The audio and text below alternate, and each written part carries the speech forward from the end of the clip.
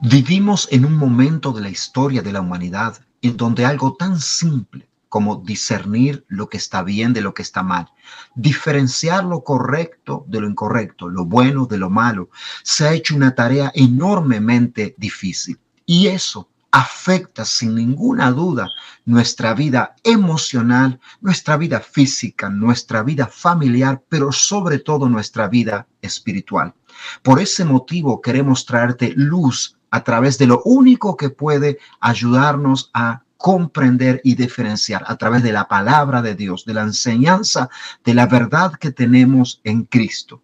Espero que este mensaje traiga a tu vida luz, que te bendiga y te edifique y que de esa forma cambie totalmente la forma en la cual tú vives, pero que no únicamente eso, sino que tenga una trascendencia para la eternidad. Que Dios te bendiga y no te olvides de dejar tu like y suscribirte a nuestro canal si es que te ha gustado.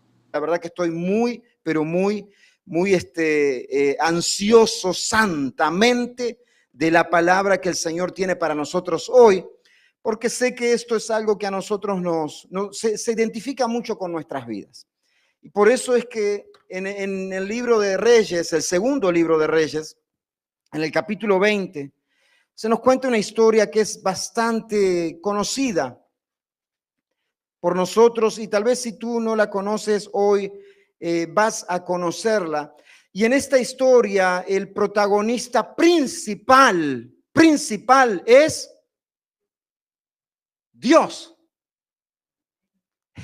Dios es el protagonista principal, Cristo es el protagonista principal en toda historia. Y aquí en segundo lugar tenemos al actor humano Ezequías, el cual este rey recibe una noticia cuando estaba enfermo. Y vamos a leer entonces en el segundo libro de Reyes, capítulo 20, qué es lo que sucede cuando este recibe la noticia de que está enfermo, y de ahí vamos a desarrollar el tema de hoy, que justamente es una petición. Y es la petición que, aunque no la expresa literalmente, se deduce de este rey. La petición es: permíteme vivir, permíteme tener vida. ¿Estamos todos listos? ¿Sí? ¿Sí? Bueno, pongámonos de pie, ¿qué les parece? Nos ponemos de pie y vamos a leer la palabra del Señor. Y dice así: en aquellos días, Ezequías cayó enfermo de muerte. Y vino a él el profeta Isaías, hijo de Amós, y le dijo: Jehová dice así: ordena tu casa, porque morirás y no vivirás. Entonces él volvió su rostro a la pared y oró a Jehová y dijo: te ruego, Jehová, te ruego que hagas memoria de que he andado delante de ti en verdad y con íntegro corazón, y que he hecho las cosas que te agradan. Y lloró Ezequías con gran lloro. Y antes que Isaías saliese hasta la mitad del patio, vino palabra de Jehová a Isaías diciendo: vuelve y di a Ezequías, príncipe de mi pueblo, así dice el Señor, el Dios de David tu padre: yo he oído tu oración y he visto tus lágrimas. He aquí que yo te sano. Al tercer día subirá a la casa de Jehová y añadiré a tus días 15 años y te libraré a ti y a esta ciudad de la mano del rey de Asiria. Y ampararé esta ciudad por amor a mí mismo, por amor a mí mismo y a mi siervo David, o a David, mi siervo. Padre, gracias por esta tu palabra. Que sea tu Espíritu Santo ministrando el corazón, el alma, y en cada necesidad en la cual tú ves que hoy necesitamos alinearnos, en cada necesidad en la cual hoy tal vez necesitamos fortaleza, en cada área de nuestra vida en donde necesito más de ti. Ministra, Señor, sé tu Espíritu Santo obrando en cada corazón, y en nuestras vidas a través de tu palabra, en el nombre de Jesús. Amén y amén. Puedes tomar ahí tu asiento. ¿Qué notición recibe este hombre? ¿No es verdad?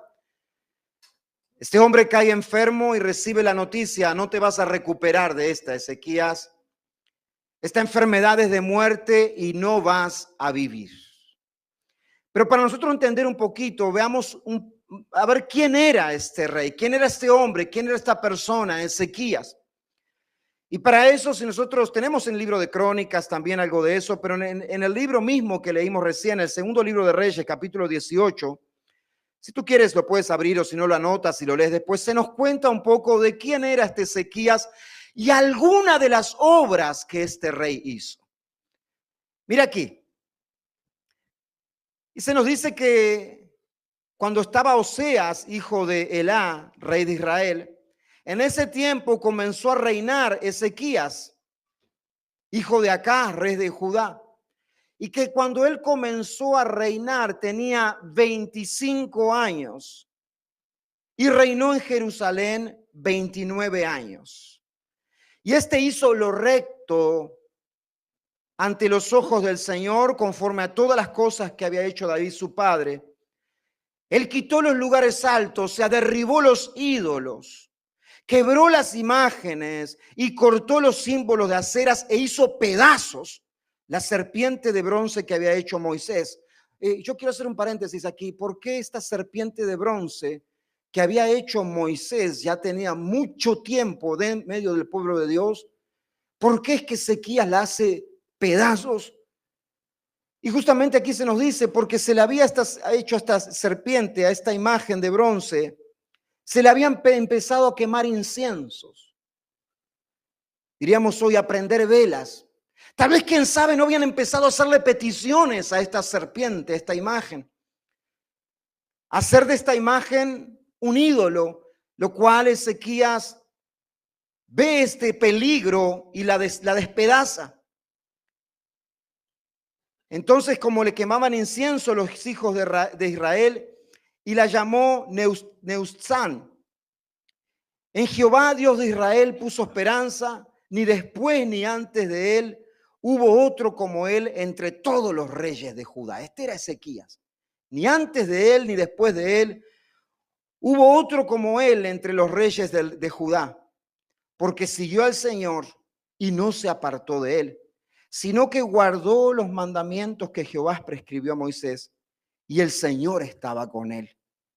Y a donde quiera que salía Ezequías, prosperaba.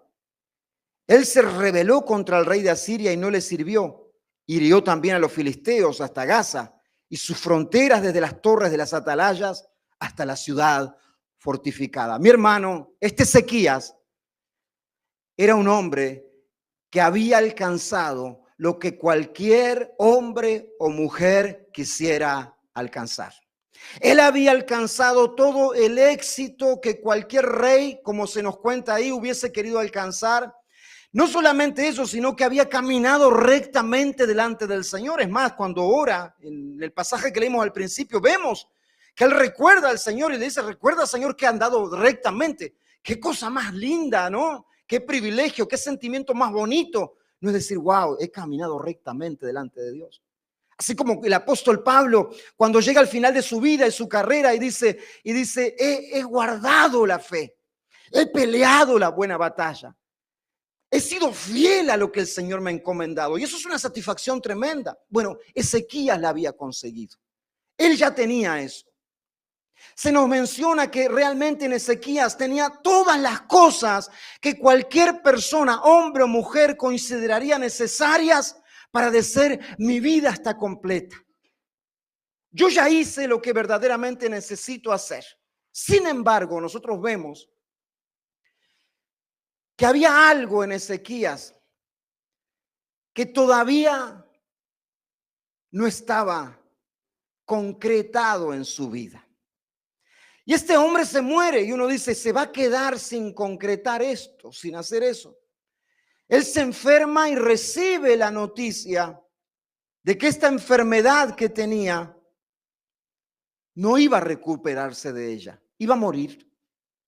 Y de acuerdo a los cálculos, se nos dice que en ese momento, cuando recibe esa noticia, él tenía 39 años. Era joven. Era alguien que todavía ni siquiera había entrado a la crisis de la mediana edad. Tenía 39 años cuando esto sucede. Y esta noticia que recibe le genera tremenda aflicción. Porque nosotros vemos la respuesta de Ezequías. No genera en él una, vamos a decir, una calma al decir, bueno, ya he hecho todo, ya he alcanzado todo lo que tenía que alcanzar, sino que le genera a él una tremenda aflicción. Y él le ruega a Dios y dice que le ruega con gran lloro, le ruega al Señor. Y aunque nosotros no nos podemos escuchar porque no se nos dice de forma literal, es como que podemos sentir a Ezequías decirle, Señor, permíteme vivir.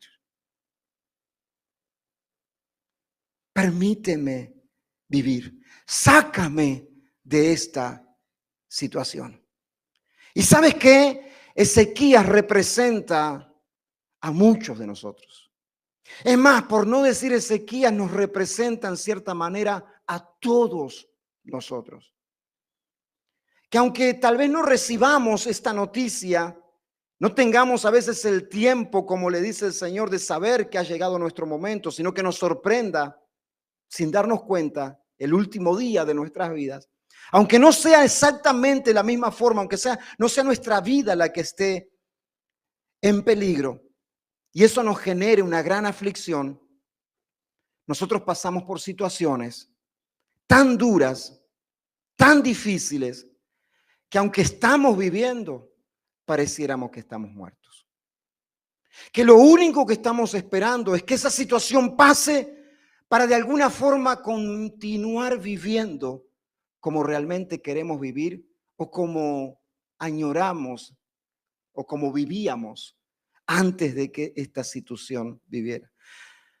Hay noticias y situaciones que nosotros pasamos en nuestra vida que pensamos que a veces están para mejorar y cuando parece que están para mejorar, se ponen peor todavía. Y parece que todo terminó, que ya no hay solución.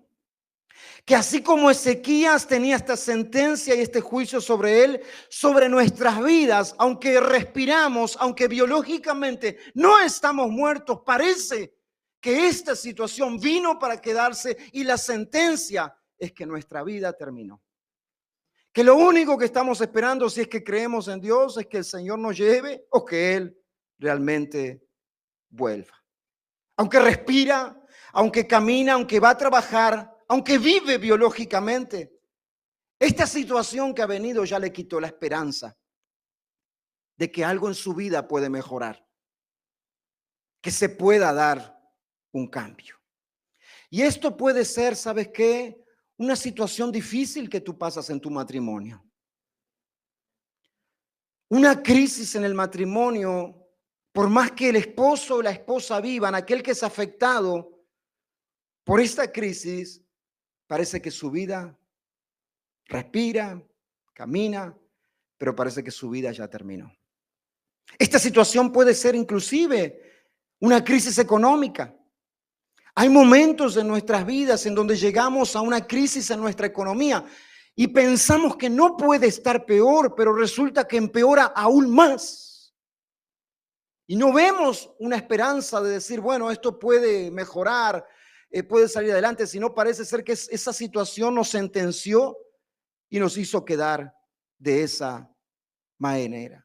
O peor aún, ¿sabes qué? Esa situación puede ser el estar esclavizado al pecado. Porque tú puedes aparentemente estar bien con tu esposo, estar bien con tu familia, con tus hijos. Tú puedes hasta aparentemente estar bien económicamente y eso no causarte un gran conflicto. Estar bien de salud y no causarte un gran problema. Pero tal vez tu mal o el mal es peor aún. Se está esclavizado del pecado, lo cual el pecado tiene una paga y esa paga es la muerte.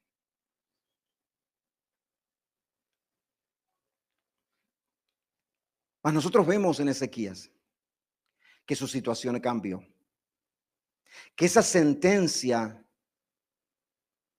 fue cambiada. Y eso nos da la esperanza a nosotros, ¿saben qué? Que así sea literalmente como ocurrió en Ezequías. O así sea otra situación en nuestras vidas que parece sentenciarnos y ya no haber salida, que nuestra vida se va a quedar ahí. Podemos tener a través de lo que sucedió en Ezequías y el mover de la mano de Dios esperanza de que esa sentencia sobre nuestras vidas puede cambiar, de que puede ser diferente, de que no ha venido ahí para definir lo que va a ocurrir en nosotros, sino que puede haber un cambio y que ese cambio puede ser para algo mejor de parte de Dios para nuestras vidas, que podemos salir de esa situación mejor de lo que entramos a ella. Para eso, necesito saber cómo fue que Dios obró y de qué forma Ezequías hizo. Pero para, vamos a decir, tener un claro entendimiento de eso y que nosotros podamos también salir de esa situación que tal vez nos encontramos hoy o nos vayamos a encontrar en el futuro, necesitamos ver lo más importante. Lo más importante es la vida. Aquí era la vida de Ezequías su problema. Y yo necesito entender qué es la vida. Y también, ¿para qué vivimos? O sea, ¿cuál es el propósito de vivir? Esta pregunta que parece tan simple es tremendamente compleja. Es más, ¿qué es la vida? Ha desvelado a más de un pensador y ha quitado el sueño a más de un filósofo. Y muchos de ellos han llegado a conclusiones diferentes, a respuestas distintas de qué es la vida y para qué vivimos. Si tú vas, por ejemplo, a una filosofía oriental, te va a decir que el propósito de la vida es alcanzar la superación personal más y más y más y más hasta que llegues a un punto límite, el cual es un nirvana, y te dice que el propósito de la vida es la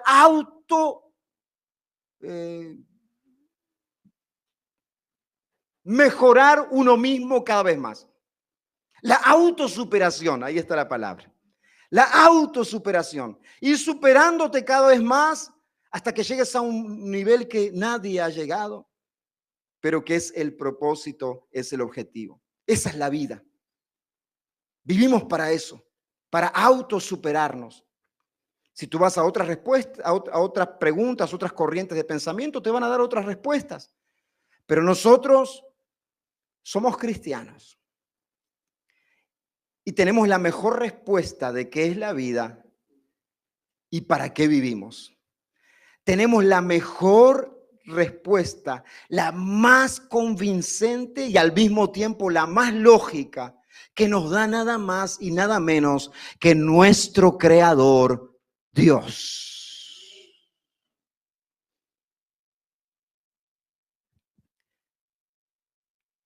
¿Tú sabes algo, no? Tú sabes que nosotros comenzamos a vivir y no nos damos cuenta que empezamos a vivir. ¿Alguien se acuerda del día que nació? ¿Cómo fue el grito de la madre? ¿Alguien se acuerda de su cumpleaños de primer año? Pero tú estabas viviendo, ¿no es verdad? Ni te habías enterado, pero vivías.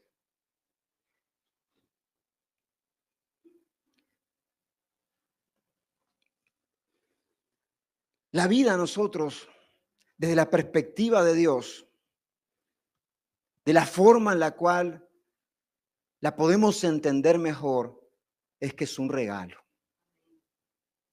Es un regalo, es un don, es una dádiva, no de la evolución, presta atención, No de la evolución que ha sido evolucionando y como regalo de la evolución, desde una célula hasta montones de accidentes y montones de casualidades, desde esa célula llegaste a ser un mono y después de ese mono llegaste a ser un ser humano. No, no, no, no es un regalo de la evolución la vida. La vida es un regalo de un creador y ese creador es Dios. Por lo tanto, la vida no es algo que nosotros mismos podamos concebirla. Nosotros no decidimos vivir, ¿no es cierto? Simplemente vivimos. Comenzamos a vivir sin ni siquiera haberlo pedido. Es más, hoy en día, yo me reía el otro día. Los jóvenes, presten atención los jóvenes aquí, mírenme, jóvenes, aquí, jóvenes, Emil, miren. Aquí Sofía, los muchachos más jóvenes, y Giovanni, los más jóvenes. Yo saco ventaja, Giovanni, como no estoy yo ahí. Miren aquí, hoy estaba escuchando, una vez, en principio había sido uno, más ahora comenzaron varios, que comenzaron a demandar a sus padres mantención de por vida. ¿Por qué? Porque ellos no pidieron nacer. Ojuela. Los muchachos como están hoy, olvídate, dicen, no, esta es la oportunidad de mi vida. Y se han hecho demandado los padres. ¿Por qué? Porque ellos no pidieron vivir. Yo no pedí vivir, más estoy viviendo. Yo no pedí venir a este mundo. O sea, es tan clara la evidencia de que la vida nos es dada. No nos pertenece a nosotros, nos fue dada. Y en este caso es un don, una dádiva, es dada por Dios, porque Dios es el creador y es el dador de la vida. Génesis capítulo 2, versículo 7 dice, entonces Jehová Dios formó al hombre, al ser humano, del polvo de la tierra y sopló en su nariz aliento de vida. Y fue el hombre, el ser humano, un ser viviente. O sea, el ruaj, el soplo de Dios, fue lo que le dio vida a aquello que él había creado. O sea que el ser humano no es simplemente una composición biológica, una composición material, sino que hay algo extramateria en el ser humano. Si el ser humano fuese únicamente una composición biológica, su cuerpo, aunque muera, podría continuar viviendo. Porque todo lo que biológicamente necesita un ser humano para vivir está todavía en ese cadáver. Pero cuando le es removido el aliento de vida, el soplo de Dios, es que aquel envase deja de vivir. Esta es mi opinión personal, ¿ok? Porque existe el debate no quiero extenderme mucho, pero bueno, existe el debate de que cuándo es el momento que el ser humano recibe el espíritu, recibe el alma. ¿Cuándo es el momento? ¿Es desde antes de nacer? ¿Es cuando nace y sale del vientre de su madre? Y se han dado muchas diferentes, hay por lo menos unas 3 diferentes, vamos a decir, teorías con respecto a eso. Pero yo creo que la más acertada, y no soy el único, hay varios que creen de la misma forma. Yo creo, ustedes han visto alguna vez el video de la concepción cuando el espermatozoide entra en el óvulo de la mujer. ¿Han visto? ¿Vieron lo que sucede? Se hace como un spark y en el momento, justo en el momento que el espermatozoide entra al óvulo, se hace un chispazo de una luz fosforescente.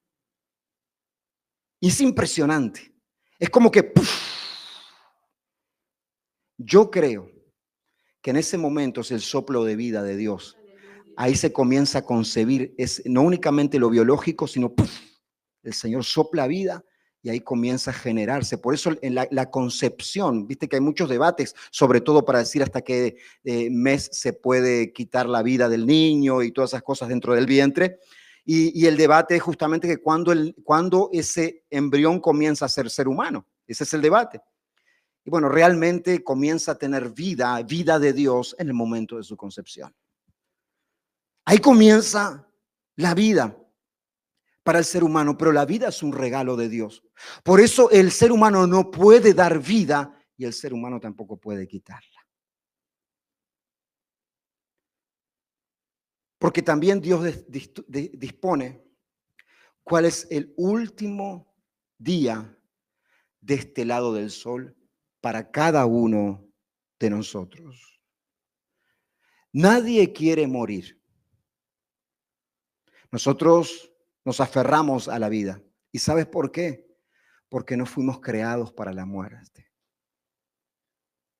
La muerte es consecuencia de un mundo caído que fue afectado por el pecado, que entró por un hombre y así como fue por un hombre, pasó a todos los hombres y también a la creación, quien gime a una con dolores de parto hasta el día de su redención. Por lo tanto, no fuimos creados para la muerte, fuimos creados para la vida. Por eso mismo, aunque sabemos que vamos a morir, nos aferramos a ella. Queremos continuar viviendo y ese deseo nosotros lo ha puesto el Señor.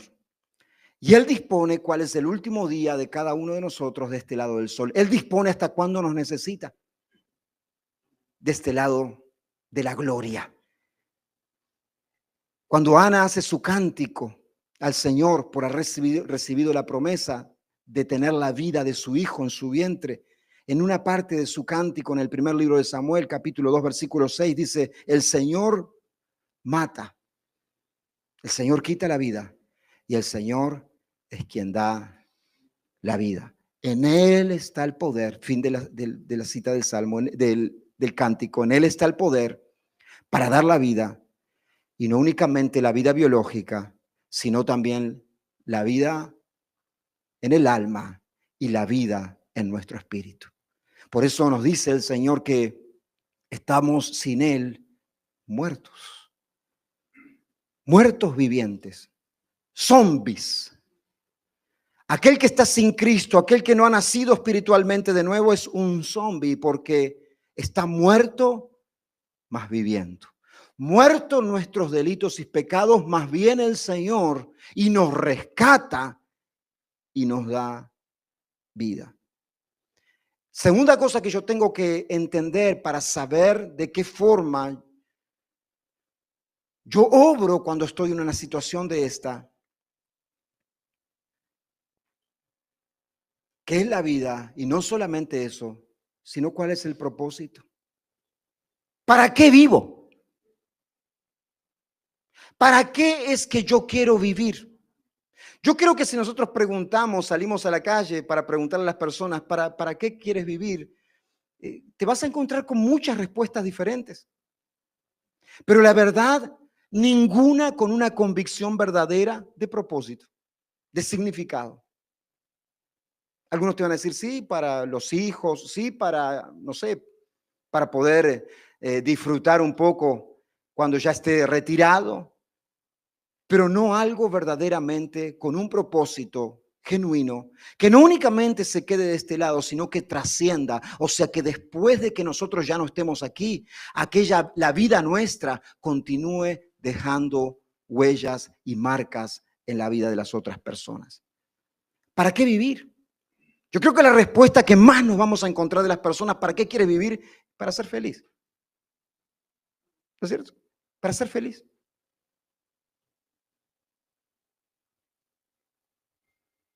¿Para qué quieres vivir? Bueno, por lo menos para ser feliz. Y ahí iríamos a otra pregunta, ¿qué es la felicidad? Porque generalmente aquellas cosas que nosotros creemos que son la felicidad, cuando son alcanzadas, presta mucha atención, escúchame muy bien, cuando son alcanzadas estas cosas que creemos que nos van a proporcionar la felicidad, nos continúan trayendo mayor tristeza. ¿Por qué? Porque pensábamos que en eso íbamos a estar felices, pero ahora ya lo tenemos y hemos sido engañados. Hay quienes creen que su felicidad va a ser completa si son solteros cuando encuentren su esposa o su esposo y cuando tengan una familia. Hay quienes creen que su felicidad va a ser completa cuando, tengan una posición económica que no tengan que estar mes a mes pasando trabajo para poder apenas cubrir sus cuentas. Dice, cuando yo esté bien, yo ahí voy a ser verdaderamente feliz. Y ponen su esperanza en muchas cosas, las cuales sí es verdad, nos contribuyen para una calidad de vida mejor, si es que la vivimos con Dios. si no es para peor. Quien resume eso de una manera excelente y no únicamente resumido de forma teórica, sino porque lo vivió en la búsqueda de la felicidad, fue Salomón. Y nos describe eso en el libro de Eclesiastés. El hombre más rico y el hombre más sabio en la historia, aparte de nuestro Señor Jesucristo, estuvo en ese camino de encontrar el propósito de la vida. Y en ese propósito de la vida buscar aquellas cosas que lo iban a sentir más completo, más feliz, más realizado. Y mira lo que nos dice él en el libro de Eclesiastés. Él busca todas las cosas. Capítulo 2. Él busca todas aquellas cosas que le vayan a dar propósito, que le vayan a dar un sentido a su vida. Se llenó de ganados, se llenó de bienes, se llenó de tierras, hizo de todas las cosas que uno podría considerar que son necesarias para que una persona tenga propósito en la vida, deje una marca y sea feliz. Yo lo quiero leer, no lo tenía anotado acá en el bosquejo, pero me gustaría sí por lo menos citar alguna parte de esto para que nosotros entendamos alguna de las cosas. Algunas de las cosas las cuales Salomón buscó, alcanzó con el propósito de ser feliz. Eclesiastés capítulo 2 dice: dije yo en mi corazón, ven ahora y te probaré con alegría. ¿Qué quiere decir eso? Vamos a buscar todas aquellas cosas que te den alegría, que te hagan sentir positivo, que te den buenas vibras, buena onda, good vibes. Aquellas cosas, busquemos todas las cosas que te hagan sentir bien, que te hagan tener un buen ánimo y dejemos de lado todas las otras. Y gozaré de bienes. Voy a buscar todos los bienes que también se puedan hallar. Mas aquí dice, encontré todo eso es vanidad, vanidad es vacío. A la risa dije, enloqueces, y al placer, ¿de qué sirve esto? Propuse en mi corazón agasajar mi carne, mira aquí, con vino, y que anduviese mi corazón en sabiduría, con retención de la necedad, hasta ver cuando fuese el bien de los hijos de los hombres, en el cual se ocuparán debajo del cielo todos los días de su vida. O sea, yo le di a mi vida el placer de las cosas que podía acceder y también el conocimiento de todas las cosas que alguien puede quererse preguntar, y las accedí. Engrandecí mis obras, dice, hice más grande mis posesiones. Edifiqué para mí casas, planté para mí viñas, me hice huertos, me hice jardines, planté en ellos árboles de todo fruto, me hice estanques de aguas para regar de ellos el bosque donde crecían los árboles. También compré siervos y compré siervas y tuve siervos nacidos en casa. Tuve posesión grande de vacas, tuve posesiones de ovejas, todo lo que fue antes, más de cualquiera de los que estuviesen antes de mí en Jerusalén.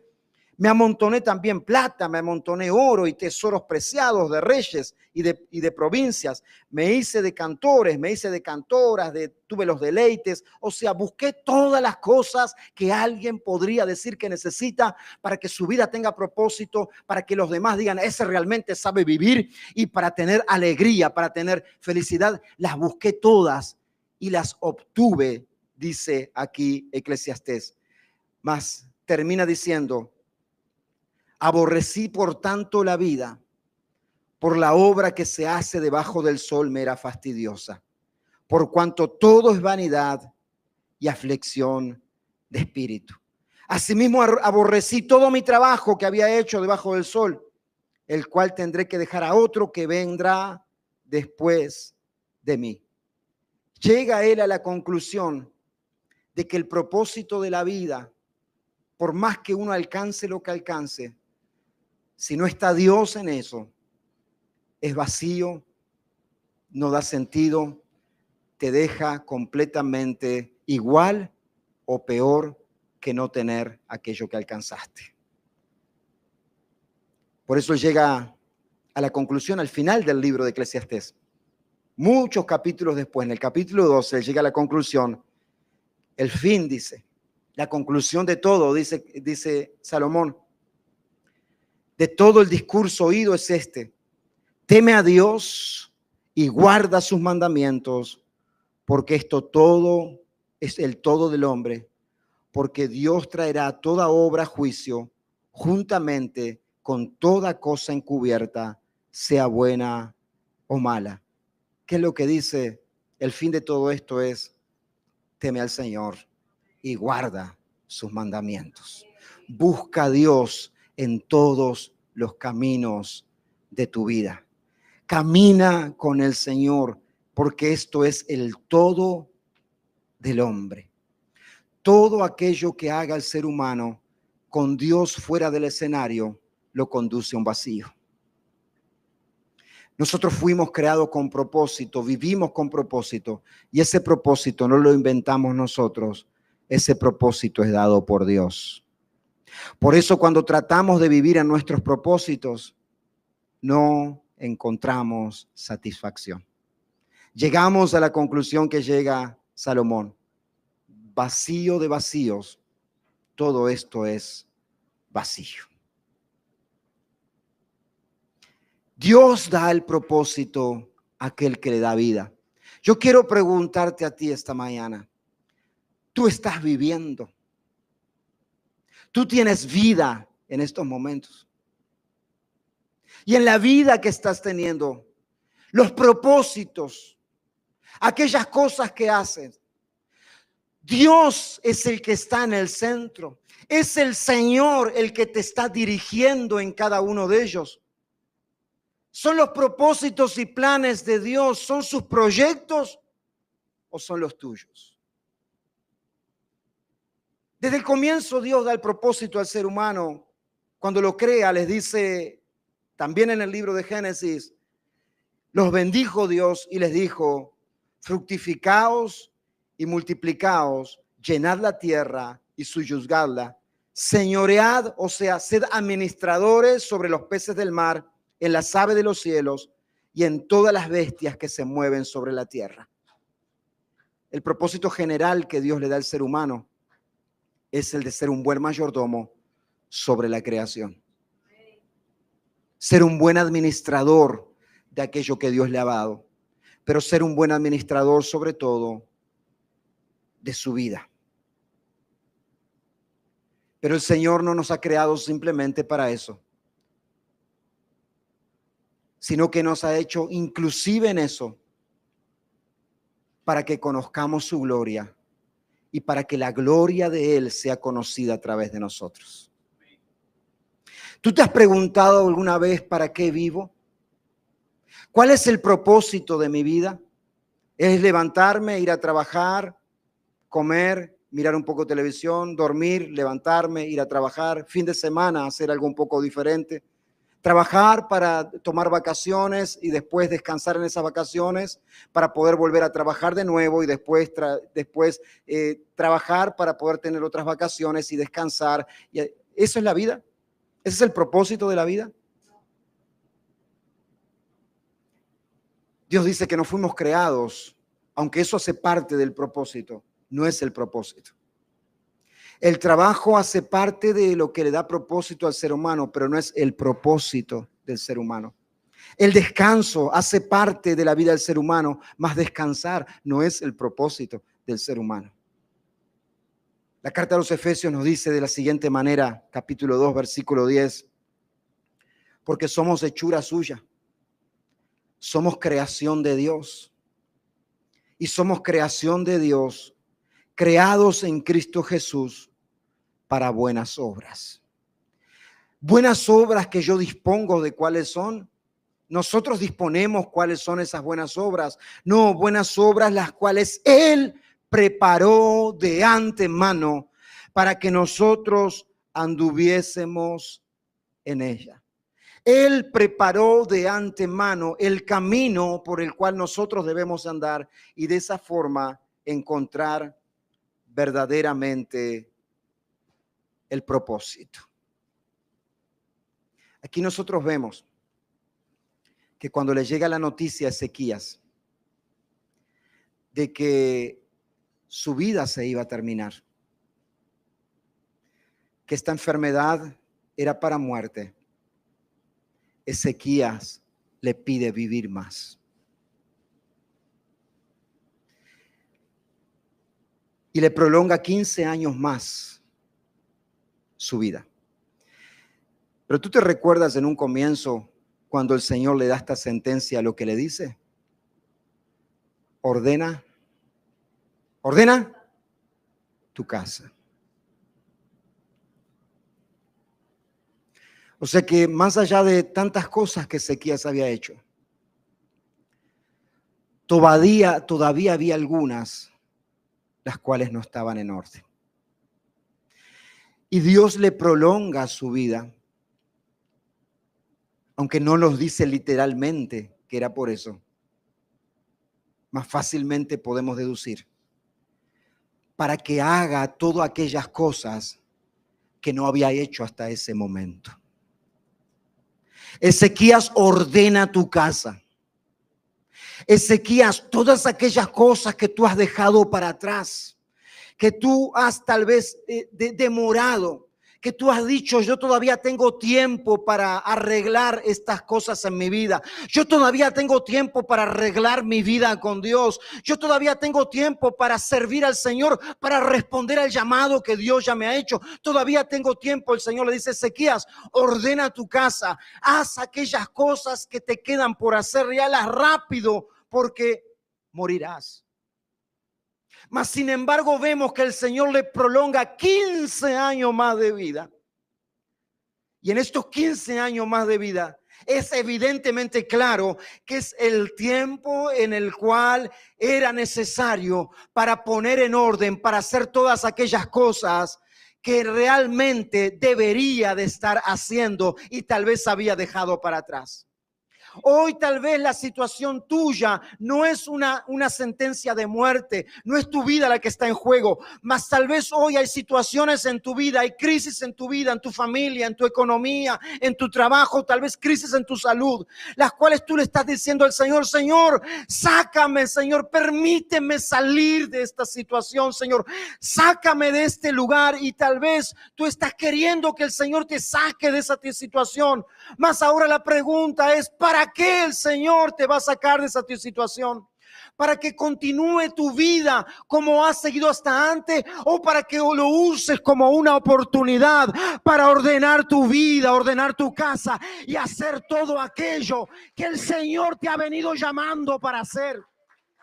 Porque ninguno de nosotros sabemos si Él nos va a dar 15, 20 o un año más. Más una cosa sabemos: cada día que vivimos es la oportunidad que Dios nos está dando para que busquemos su gloria, para que caminemos en sus caminos, para que hagamos lo que debamos de hacer y no nos demoremos. Pongamos en orden nuestra casa. Tal vez tú ya sabes que tienes el llamado para ir a predicar el evangelio, para traer personas a Cristo junto contigo a la iglesia. Y tú dices: no, yo estoy esperando que mi situación se solucione, que mi familia se solucione, que mi economía esté mejor. Yo estoy esperando comprometerme a congregarme y servir en la iglesia cuando esta situación en mi vida mejore. Yo te digo algo: no sabes si vas a tener el tiempo, porque cada día es un regalo de vida que Dios te da para que ordenes tu casa y hagas aquello que le da gloria a Dios. No te creas que porque eres muy joven, jóvenes, no crean que porque son muy jóvenes tienen su vida comprada, porque así como el viejo muere, el joven también se le puede el Señor reclamar su alma, y no sabemos cuándo ese día va a ser. Tú no eres el dueño de la vida, ni tampoco del último día de ella. El Señor es el que dispone hasta cuándo Él te necesita de este lado. El otro día, ¿puedo compartir, Anita, en breve lo que me comentó el otro día? Sí, que sé que ya lo ha comentado, es un testimonio. Nosotros sabemos la adversidad que pasó Anita justamente con su salud, y es la memoria de quien golpea y martilla mi mente compartiendo esta palabra, porque yo creo que de forma literal lo vivió. Y el otro día estábamos acá, que habíamos hecho, fue la semana de Semana Santa, y Anita en el gozo viene y pastor dice: ¿saben qué? El Señor dice: yo sé que me ha dado una nueva oportunidad. El Señor me ha dado vida y me ha dado vida para que yo lo sirva a Él, para que haga todo lo que le agrada a Él, para que esté sirviendo a mi Señor. ¿Y saben qué? Nosotros tenemos que saber si vamos a vivir, si el Señor te saca de tu problema, si el Señor te saca de tu aflicción, ¿para qué querés que te saque? ¿Para continuar viviendo tus caminos, tus propósitos, tu vida? ¿O comenzar a vivir la vida que Dios tiene preparada para ti? Porque qué bueno que es llegar cerca de la meta diciendo: Señor, he peleado la buena batalla. He guardado la fe. Lo que me pusiste para hacer, Señor, ¿sabes qué? Lo he hecho. Conforme a tu fuerza, conforme a tu poder, Señor, lo he hecho. Y es ahí cuando nosotros, ¿sabes qué? Si queremos de verdad vivir la vida que Dios tiene para nosotros y creemos que esa situación que estamos viviendo es el obstáculo, es ahí donde tenemos que hacer lo que hizo Ezequías. Es ahí donde tenemos que hacer, si de verdad queremos vivir la vida con propósito y un propósito verdadero, tenemos que hacer lo que hizo Ezequías. ¿Qué fue lo que hizo Ezequías? Fue delante del Señor. Lloró con gran lloro y le rogó al Señor que lo deje vivir. Quita de mí, Señor. Permíteme salir de esta situación. Hay muchas personas, yo no tengo no soy Dios, pero sí sé por la palabra y el carácter de Dios cómo Dios obra. Abre bien los oídos, escúchame bien. Hay muchas personas a cuales Dios no les permite salir de esa situación. No les permite pasar al otro lado, porque no va a haber un cambio en sus vidas.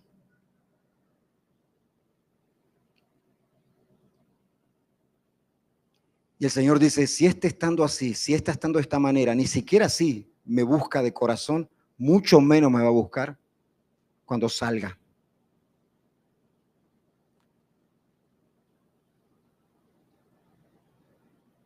Ezequías fue a los pies de Dios, le rogó al Señor, le suplicó a Dios. Y préstame atención, Ezequías era un hombre, según nos dice la palabra, que superaba por lejos a mí, por lejos. Y fue y le suplicó al Señor.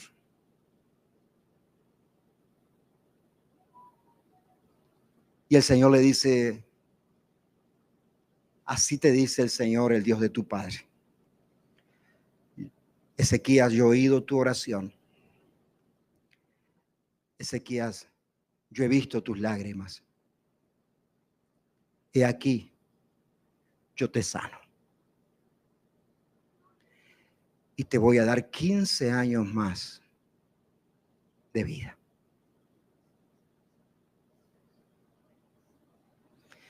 Nos muestra en primer lugar la postura del corazón de Ezequías delante de esta situación, siendo un hombre recto delante de Dios. Pero también nos muestra el carácter de nuestro Dios. Dios no es ajeno ni indiferente al dolor humano. Por eso en Jesús puede compadecerse de nuestros sufrimientos y nuestros dolores, cualquiera que ellos sean, y tengan el nombre que tengan, porque Jesús lo pareció en carne, en forma de hombre. Él sabe lo que es ser traicionado por el que está más cerca de ti. Él sabe lo que es que aquellos que en un momento te gritaban y te exaltaban, estén pidiendo tu muerte, y la peor de las muertes. Él sabe lo que es el dolor físico extremo. Él sabe. Por eso tenemos en Jesús alguien que no es indiferente al dolor humano, sino que se compadece de nosotros.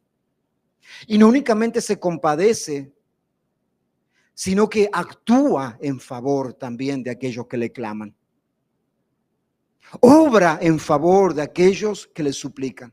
Su oído está inclinado para aquellos que le piden de corazón. Lo que parecía en este caso el final para Ezequías, lo que parecía la sentencia, se convirtió para él en un nuevo comienzo.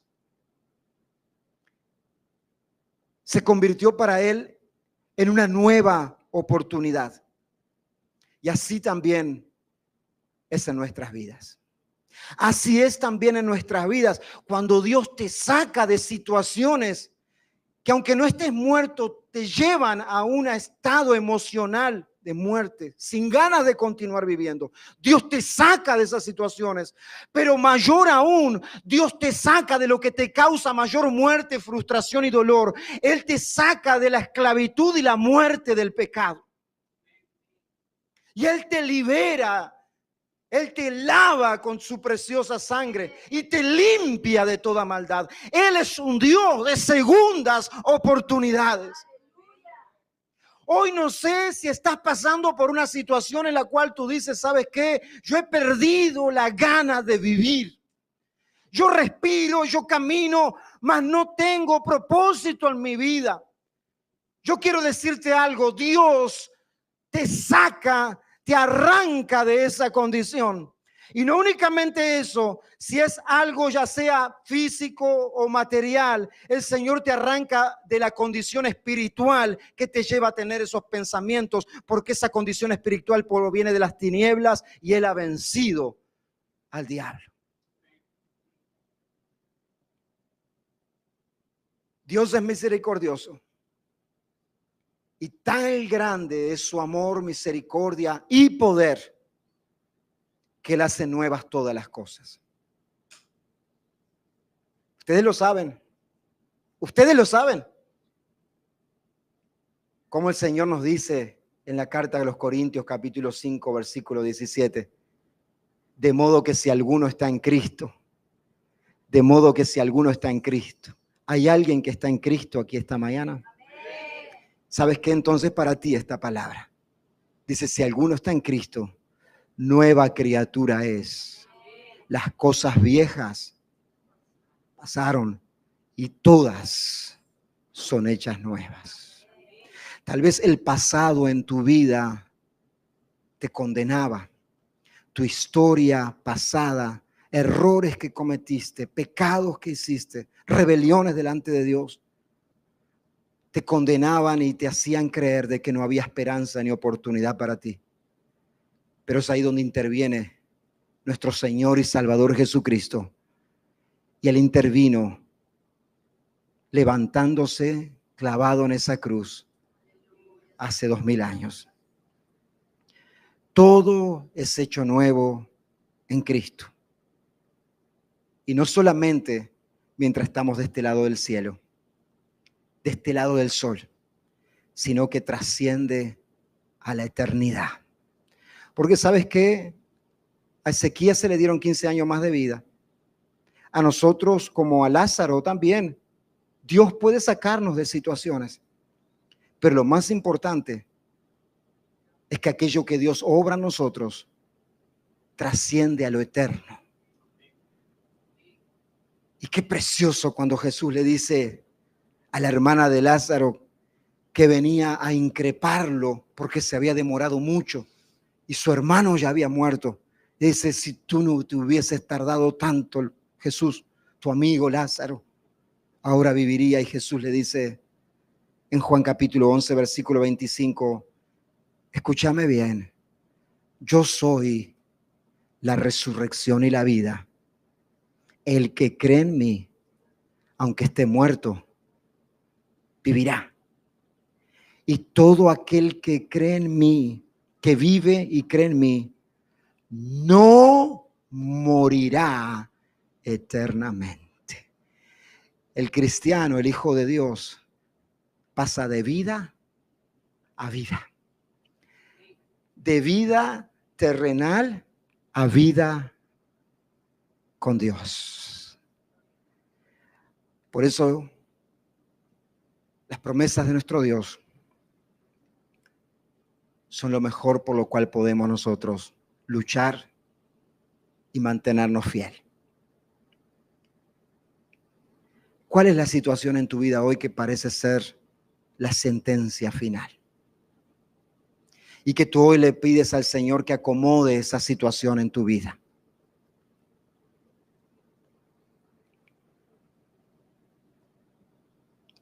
Si el Señor soluciona eso, ¿para qué será? ¿Para continuar viviendo de la misma forma que vivías? ¿O decir, ahora mi vida le pertenece verdaderamente al Señor? Hoy necesitamos reconocer que la vida es un don, es un regalo de Dios. Y aquel que dio la vida también dio un propósito. Que conozcamos su gloria, que lo conozcamos a Él, al único y verdadero Dios, y que lo hagamos conocer a toda criatura. Roguemos al Señor hoy y ve su respuesta y misericordia. Ve su respuesta y su misericordia. Permíteme vivir, fue el clamor de Ezequías. Hoy tal vez tu clamor es, Señor, permíteme salir de esta circunstancia. Permíteme alcanzar, Señor, esto en mi vida. Porque creo que yo no viviré hasta que eso se concrete. Ruega al Señor. Pídele a Él.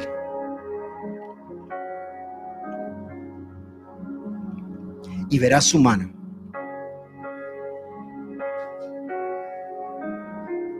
No por quién era Ezequías.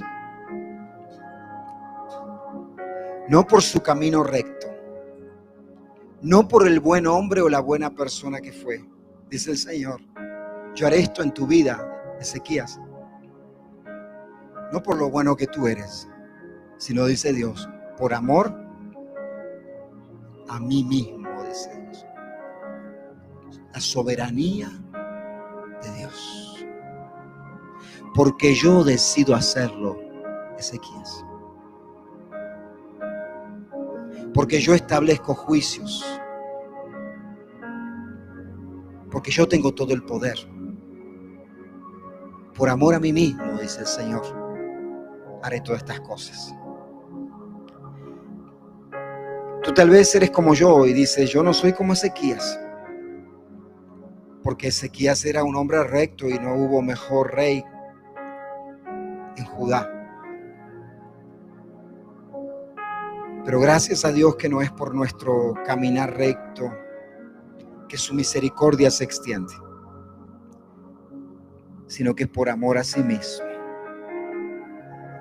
por el puro afecto de su voluntad.